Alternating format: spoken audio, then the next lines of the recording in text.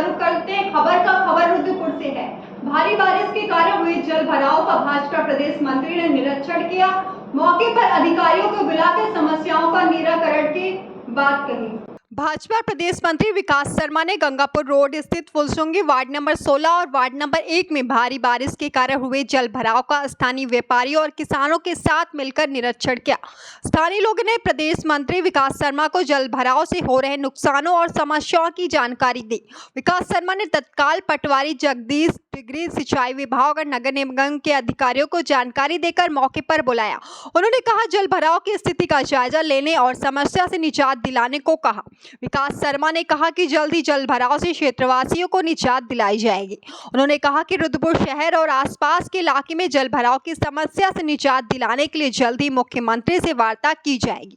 उन्होंने कहा कि कई कॉलोनियों में निकासी के पर्याप्त इंतजाम नहीं है, सड़कों और नालियों की स्थिति ठीक नहीं है। इसके लिए नगर निगम और जिला प्रशासन के स्तर से समस्या का निराकरण करने के लिए वार्ता की जाएगी। बढ़ती अगली खबर की और अगली खबर रामनगर से, जहां पे कांग्रेस कार्यकर्ताओं ने विद्युत कटौती से परेशान होकर सरकार के खिलाफ नारेबाजी करते हुए प्रदर्शन किया है। मंगलवार को रामनगर में पिछले कई दिनों से की जा रही बिजली की अघोषित कटौती के खिलाफ कांग्रेस कार्यकर्ताओं ने पूर्व विधायक व कांग्रेस के वरिष्ठ नेता रणजीत सिंह रावत के नेतृत्व में सरकार के खिलाफ नारेबाजी व प्रदर्शन करते हुए विद्युत कार्यालय पहुंचकर अधिशासी अभियंता बेगराज सिंह के माध्यम से प्रदेश के मुख्यमंत्री को ज्ञापन भेजते हुए कटौती को समाप्त करने की मांग की है। पूर्व विधायक रणजीत सिंह रावत ने कहा कि बिजली की अघोषित कटौती से जहां एक और धान कटाई को लेकर किसानों के आगे संकट उत्पन्न हो रहा है, बच्चों की स्कूल की पढ़ाई में भी व्यवधान होने के साथ ही उमस भरी गर्मी में आम जनता भी परेशान है। उन्होंने कहा कि सरकार का ध्यान केवल धर्म जाति के नाम पर या तो लोगों को बांटना है या लव जिहाद और लैंड जिहाद के नाम पर मज़ारों को तोड़कर अतिक्रमण के नाम पर जनता का उत्पीड़न करना है। उन्होंने कहा कि आज सरकार जनता को मूलभूत सुविधाएं देने में भी पूरी तरह से नाकाम रही है, तो वहीं उन्होंने सरकार द्वारा कराए जा रहे निर्माण कार्यों में भी भ्रष्टाचार का आरोप लगाया है। उन्होंने सरकार से इस कटौती को तत्काल बंद करने की मांग की है। साथ ही उन्होंने यह भी कहा कि यदि इस कटौती को बंद नहीं किया गया, एक वृहद आंदोलन सरकार के खिलाफ चलाया जाएगा। उन्होंने कहा कि कटौती से शहर व ग्रामीण क्षेत्रों की पेयजल आपूर्ति भी पूरी तरह से ठप हो रही है, जिससे जनता पानी के लिए भी अब परेशान हो रही है। वहीं मामले में अधिशासी अभियंता ने कहा कि विद्युत कटौती को लेकर उच्च अधिकारियों को अवगत कराने के साथ ही समस्या का समाधान किया जाएगा। बिजली कटौती के खिलाफ प्रदर्शन किया है, किस प्रकार का रोष है? देखिए, लोग बहुत परेशान हैं। धान की रोपाई चल रही है, कृषि एरिया है पूरा तराई भाबर, और लोगों को पानी नहीं मिल रहा। अभी कोसी नदी में भी इतना पानी नहीं आया है कि धान की रोपाई की जा सके नहर के पानी से, और बिजली आ नहीं रही है, जिसकी वजह से बोरिंग और नलकूप जो है, प्राइवेट बोरिंग और नलकूप भी नहीं चल पा रहे हैं। बच्चों की स्कूल खुल गए हैं, उनकी पढ़ाई प्रभावित हो रही है, और आज के जीवन में बिजली के बगैर किसी भी कार्य की कल्पना करना बड़ा मुश्किल है। जितने भी दुकानदार हैं उनको बड़ा नुकसान हो रहा है। किसी का पनीर है, दही है, दूध है, आइसक्रीम है, मक्खन है, दूसरी चीज़ें जितने भी फ्रोजन बहुत सारा सामान आ रहा है वो सब खराब हो जा रहा है। और उमस इतनी हो रही है कि आप मेरे चेहरे पे ही देख सकते हैं कितना पसीना टपक रहा है।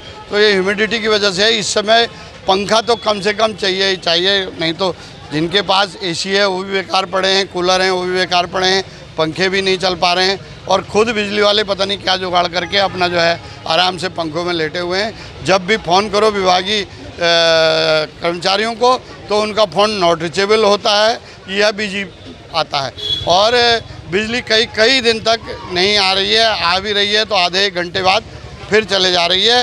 हालत बद से बदतर हो गए हैं। मैं कहना चाहता हूँ सरकार का ध्यान लोगों को सुविधा देने की बजाय हल्के मुद्दों पर, धर्म और जाति के मुद्दों पर लोगों को बांटने पर लगा हुआ है। दुनिया में जहां आज विद्युत उत्पादन सरप्लस हो रहा है, अमेरिका ने नैनो डायमंड बैटरी पे काम चल रहा और सफलता पा ली है उसमें, जिसका खोल डायमंड का होगा और अंदर जो है परमाणु कचरा से वो बैटरी को बना रहे हैं। उस बैटरी के लिए कहा जा रहा है कि वो 28,000 साल तक चार्ज रहेगी, और अगर प्योर परमाणु ईंधन उसके अंदर भरा जाएगा तो पता नहीं कितने लाख साल तक रहेगी। तो जहाँ दुनिया में इतने इनोवेशन हो रहे हैं, हमारे यहाँ पवन ऊर्जा बहुत सारी बनाई जा सकती है, सोलर ऊर्जा बनाई जा सकती है, और आपके जो है जल विद्युत परियोजनाएँ बनाई जा सकती हैं। अब तो ऐसी टेक्नोलॉजी आ गए हैं कि चलती नदी के ऊपर, चलते नहर के ऊपर बिजली बन सकती है। हमारे यहाँ बहुत सारी नहरें हैं, हम चाहें तो इन नहरों से काफ़ी जो है बिजली बना सकते हैं, लेकिन सरकार इनोवेशन नहीं कर रही है।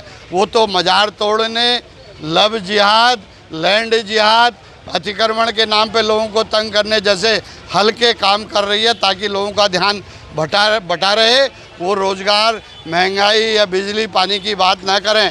इसलिए हम कहना चाहते हैं सरकार से तत्काल व्यवस्था को दुरुस्त करे, नहीं तो इनके खिलाफ बृहद जन आंदोलन चलाया जाएगा। लगातार कटौती चल रही है, आज कांग्रेस ने प्रदर्शन भी किया है। आरोप है कांग्रेस का कि यहाँ कर्मचारी फोन उठा नहीं रहे हैं और फोन या तो फिर बिजी आता है, तो किस प्रकार की कार्रवाई की जा रही है? लगभग बिजली घर पर 2000 से 3000 तक फ़ोन आ पा रहे हैं, तो वो लगभग बिजी रहता है ज़्यादातर। अगर फ़ोन नहीं उठेगा तो फिर वो कंप्लेंटें कैसे होंगी? कंप्लेंट भी हो रही है हमारे यहाँ पर। ऐसा नहीं है, पर बहुत बिजी हो रखा, क्योंकि रोस्टिंग का शेड्यूल थोड़ा गलत है और टाइम भी अनाप शनाप है। इसका एक कारण है कि हमारी जो डिमांड है उत्तराखंड की, वो लगभग 1900 मेगावाट की है, और हमें सप्लाई केबल मिल पा रही है 1100, तो हमें 900 की रोस्टिंग करनी पड़ रही है। और हमारे जो गढ़वाल क्षेत्र में कामर वाला मेला चल रहा है, तो वहाँ के किसी भी क्षेत्र की सप्लाई नहीं काटी जा रही है कामर की वजह से, तो सारा लोड कुमाऊं क्षेत्र में पड़ जा रहा है। नहीं तो ये आधा बट के आधी सप्लाई हमारी चलती रहती है। ये भी 2-3 बार तभी इसी वजह से हो पा रही है। रात्रि का मेला है, उसके बाद वहाँ भी कटौती शुरू हो जाएगी, तो मेरे ख्याल से इतनी समस्या नहीं आएगी। फिर केवल 400 मेगावाट की रोस्टिंग कुमाऊं में होगी, 400 की गढ़वाल में होगी, तो इससे थोड़ा समस्या का समाधान हो जाएगा, सुधर जाएगी थोड़ी समस्या। बढ़ती अगली खबर की और अगली खबर काशीपुर से। काशीपुर नगर निगम बन चुका है नरक निगम। जगह जगह कूड़े के ढेर देखने को मिल रहा है। प्रशासन है कि कुंभकर्ण की नींद सोया हुआ है। उत्तराखंड प्रदेश में एक और जहां मानसून के अलर्ट के बाद प्रदेश सरकार और जिला प्रशासन आपदा के खतरों से निपटने को कई तरह की योजना और कार्रवाई को अमलीजामा पहनाने में व्यस्त है, तो वहीं काशीपुर नगर निगम और स्थानीय प्रशासन की लापरवाही अब भी साफ नजर आ रही है। बरसात के मौसम में शहर की सड़कों पर जगह जगह कूड़े के अंबाल लगे हुए हैं। इससे जहां लोगों का जीना दूभर हो चुका है, तो वहीं बारिश के चलते सड़कों का यही कूड़ा पानी के बहाव से शहर के बीच गुजरने वाली नहरों और नालियों में समा जाता है, जिससे थोड़ी बरसात से ही काशीपुर तालाब का रूप अख्तियार कर जाता है। काशीपुर की दुर्दशा बयां करती है यह तस्वीरें नगर निगम और उप प्रशासन की पोल खोलती हुई साफ नजर आ रही है। बीते दिनों बारिश के दौरान डूबते काशीपुर की जो तस्वीरें आपने देखी थी, जिससे यहाँ स्थानीय लोगों के साथ साथ यात्रियों को भारी परेशानी से गुजरना पड़ा था, उसका एक बड़ा कारण यहाँ कूड़ा भी है। यह हम ही नहीं कह रहे हैं, खुद नगर निगम के सहायक नगर आयुक्त भी मानते हैं। इसके साथ ही शहर की इस गंदगी और सड़कों पर पड़े कूड़े का ठिकाना जनता के सर फोड़ते हुए जिम्मेदार ठहरा रहे। इतिश्री कर पल्ला झाड़ लिया, जबकि स्थानीय लोगों ने निगम प्रशासन को कोसते हुए कहा कि शहर की सड़कों और गलियों में गंदगी के अंबार के चलते बच्चे बीमार पड़ने लगे हैं, लेकिन प्रशासन कुंभकर्ण की नींद से जाग ही नहीं रहा है। इस संबंध में नगर निगम के सहायक नगर आयुक्त यशवीर सिंह राठी का यह भी कहना है कि नगर निगम प्रशासन लगातार साफ सफाई की व्यवस्था कर रहा है, लेकिन मशीनरी है कभी कभार देर सबेर हो ही जाती है। हमने देखा कि लगातार एक हफ्ते से ज़्यादा हो चुका है, जब से ईद हुई है, ईद से लगातार कूड़ों का ढेर लगातार बना हुआ है। और इसी जब बारिश पड़ी तो इससे पूरा शहर के अंदर पानी भर गया, क्योंकि नालियाँ चौक हो चुकी है। और अभी भी आप देख लीजिए, दिन के 11 बज चुके हैं, 11:30 बजने जा रहे हैं। ये कूड़ा जो है सुबह 7 बजे उठ जाना चाहिए था, जहाँ नगर निगम की जिम्मेदारी बनती है 24 घंटे कूड़ा उठना चाहिए, रात को 12 बजे 1 बजे तक, पर रात को कभी कूड़ा नहीं उठता है। दिन के 12 बज चुके, अभी मैं घर से निकल के जा रहा हूँ तहसील, और भी रास्ते में मैंने देखा कि जगह जगह 4 पॉइंटों पे मैंने कूड़ा देखा है। कि आप बासप्लान चौकी के सामने देख सकते हो, वाल्मीकि बस्ती के सामने देख सकते हो, माहीगिरी जो बासप्लान चौकी, उसके बाद कम से कम 5-7 जगह मैं कूड़ा देखता है हूँ घर से। मुझे बड़ा अफसोस होता है। जहाँ स्वच्छ भारत की बात करते हैं नगर निगम के द्वारा, ये जो ठेकेदार जिसको दिया गया है उसकी जिम्मेदारी बनती है, शहर का सत्यानाश कर दिया है। घर से निकलना दुश्वार हो चुका है, छुट्टी स्कूलों की ख़त्म हो चुकी है, वो तो आपदा की वजह से छुट्टी हो गई है। छोटे छोटे बच्चे, बड़े बड़े बच्चे निकल के जाते हैं, स्मेल होती है, कोई बीमारी का सामना करना पड़ सकता है। मैं नगर आयुक्त और मेयर ऊषा चौधरी जी से अपील करता हूं कि इस शहर के बारे में सोचें। ये गंदगी का ढेर जगह जगह मौके पे दिखाई देता है, वो नहीं होना चाहिए। सुबह 7 बजे तक ये कूड़ा उठ जाना चाहिए। बढ़ते हैं अगली खबर की ओर। अगली खबर काशीपुर से, जहां पर अवैध कब्जे को लेकर भाजपा कार्यकारिणी के सदस्य ने धरना प्रदर्शन किया है।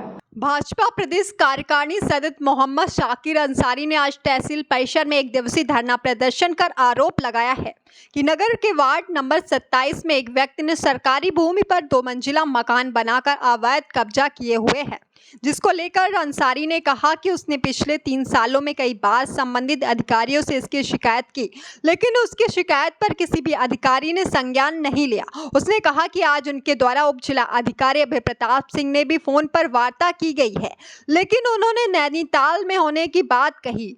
अंसारी ने चेतावनी दी है कि अगर अति शीघ्र कब्जा नहीं हटाया गया तो वह धरना प्रदर्शन कर आत्महत्या करने को भी बाध्य होंगे। इस अवसर पर जब तहसीलदार यूसुफ अली से वार्ता की गई तो उन्होंने स्पष्ट रूप से कहा है कि यह प्रकरण नगर निगम से संबंधित है। उन्होंने कहा है कि कुएं की यहाँ बात कर रहे हैं, जहां पर अतिक्रमण है वह आबादी में दर्ज है। फिलहाल उनके संज्ञान में यह मामला आया है, इसकी पूर्णतः जांच कराई जाएगी। अगर सरकारी भूमि पर किसी व्यक्ति ने अवैध कब्जा कर रखा है तो उसके खिलाफ कार्रवाई अमल में लाई जाएगी।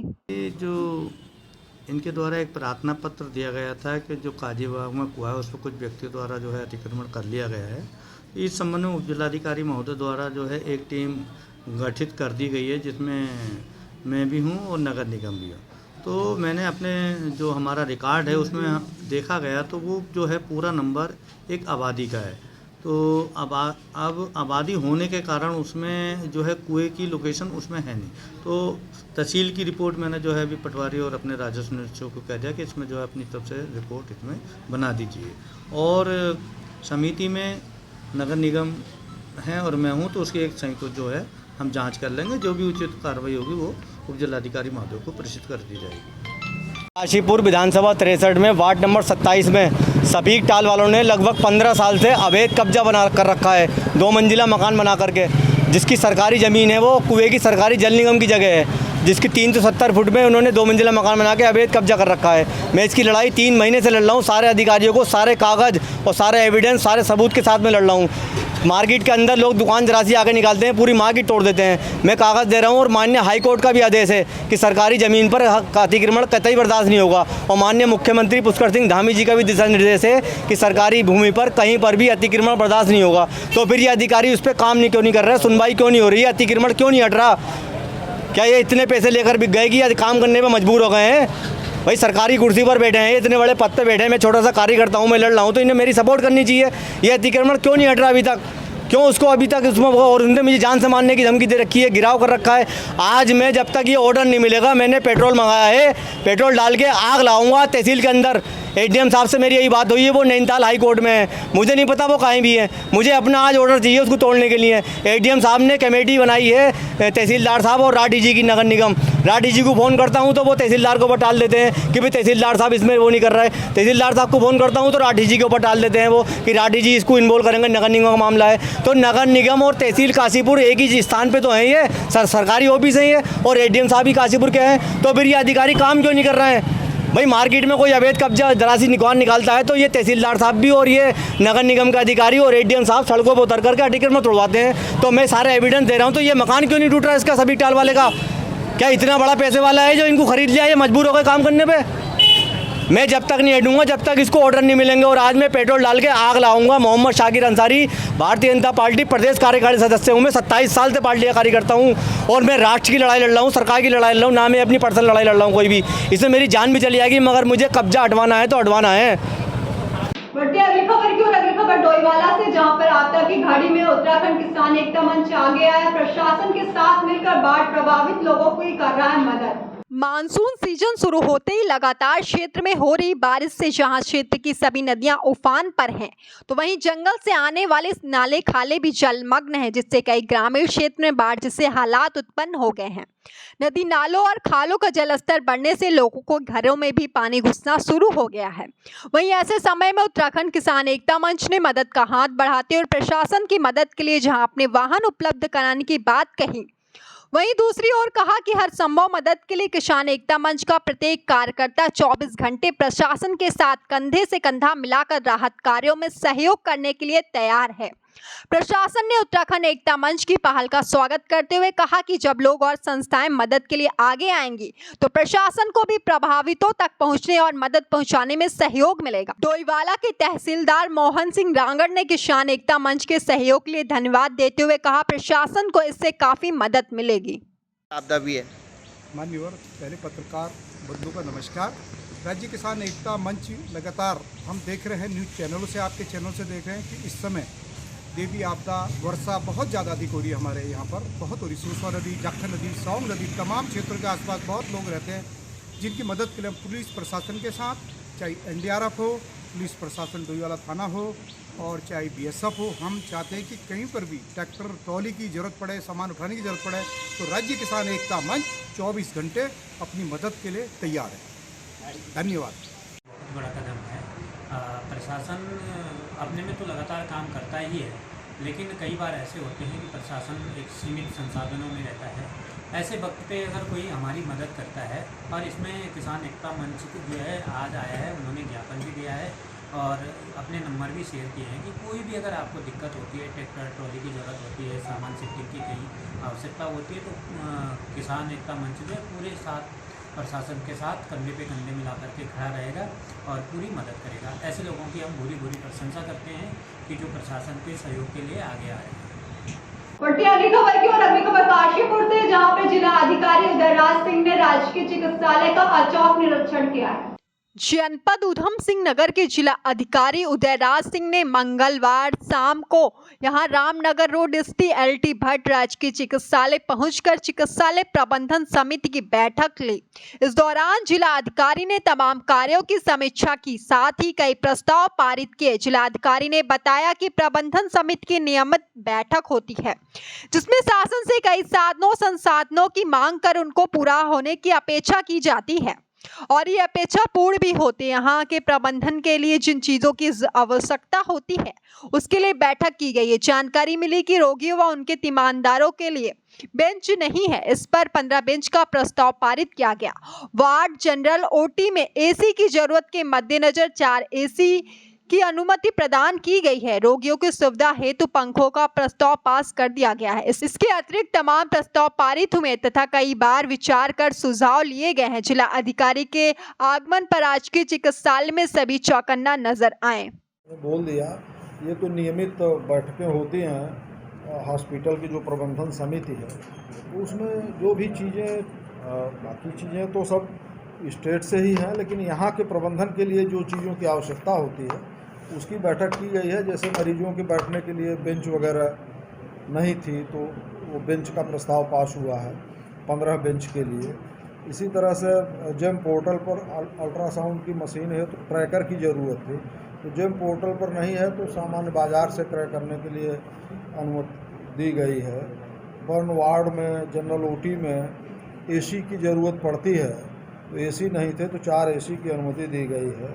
मरीज जहां बैठते हैं वहां पंखों की ज़रूरत थी, वो अनुमति दी गई है फैसिलिटेट करने के लिए।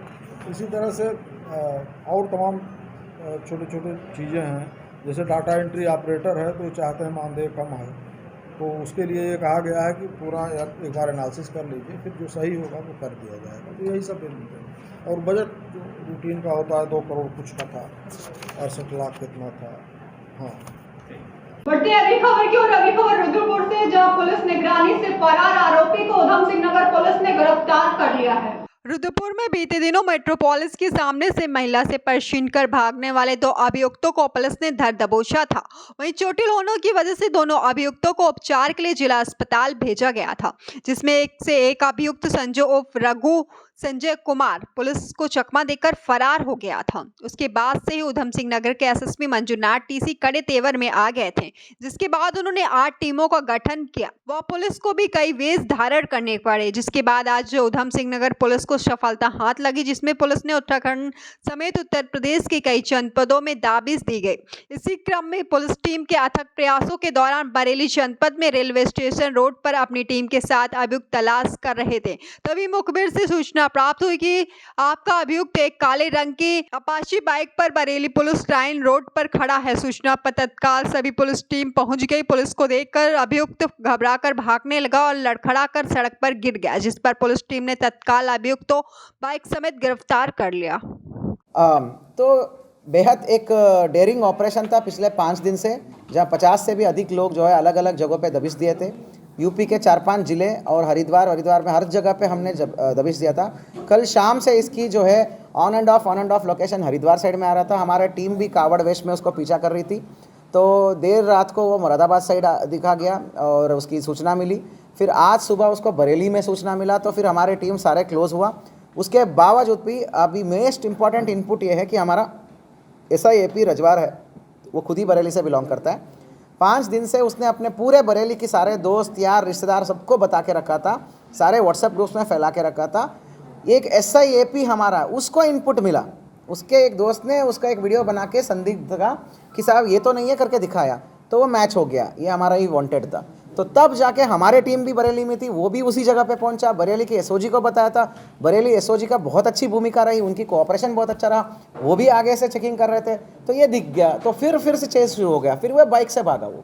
सर, ऐसे शातिर अपराधी को पकड़ने के लिए पुलिस ने किन चुनौतियों का सामना किया है? देखिए, फिर से जब दूसरी बार भी है, उसने धक्का देकर एक बाइक चढ़ गया और फिर भाग गया वो, और फिर छोटी पोटी गलियों में भागा। फिर बाद में एक गली में कोई एक मतलब एक खाई टाइप से होता था, पता नहीं क्या कौन सी गली में कूद भी गया वो फिर से।